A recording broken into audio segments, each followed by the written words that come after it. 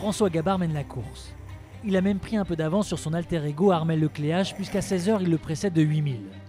La performance de François ne cesse d'impressionner.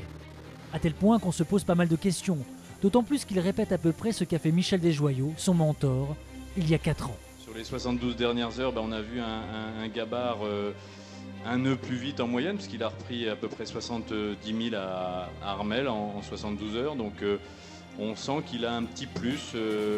Je pense pas que c'est parce qu'il pousse plus le bateau, c'est peut-être une voile différente, parce que c'est vrai qu'un nœud d'écart, c'est pas énorme. Donc c'est une petite différence et qui est intéressante, qui ressemble un peu à ce que Michel Desjoyaux avait fait il y a 4 ans. Donc c'est intéressant, donc peut-être qu'on en saura plus quand ils seront sortis du Sud et qu'ils nous dévoileront chacun leurs secrets.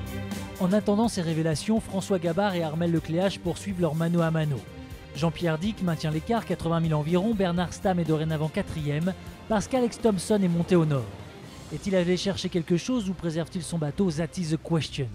On vous le rappelle, le Britannique a heurté un ovni, cassé son hydrogénérateur et se retrouve donc à faire les mêmes réparations qu'il a faites il y a presque un mois. Une chose est sûre, avec cet accident, il lui est impossible d'envoyer des images du bord. D'ailleurs, personne ne l'a fait aujourd'hui, sauf Arnaud Boissière, l'intrépide. Ah, ça mouille un peu dehors. On va faire une tentative pour regarder complètement dehors. Il fait gris, il fait gris, il fait gris, il fait gris, il fait gris. Mais concernant à 20 nœuds, c'est plutôt joli. Voilà, 21 nœuds, tranquille.